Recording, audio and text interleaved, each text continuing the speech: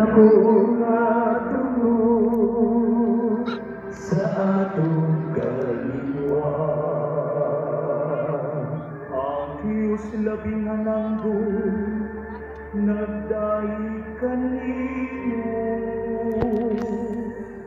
Nagpanalangin siya kanimo. Labaw sa tanang babae sa hayuta.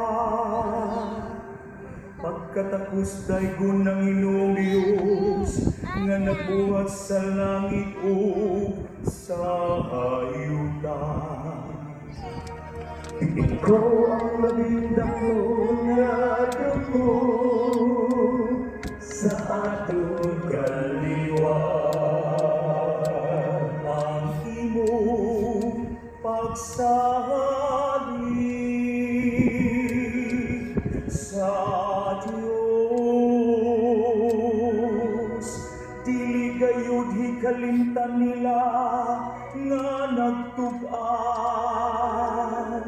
sa gahom sa Diyos. Ikaw ang labing dako nga dungo sa atong kaliwa.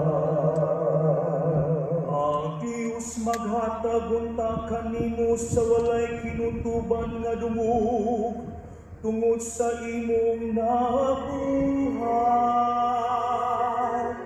Mangantiunta siya kanimo sa mga panalangin tungod kay nagpabilin ikaw nga nang mag-inumanon kaniya. Ug wala magduha-duha sa pagtahan sa imong kinabuhi. Aron pagpalingkawa sa pagdaog-daog sa imong katawhan. Ikaw ang labing dako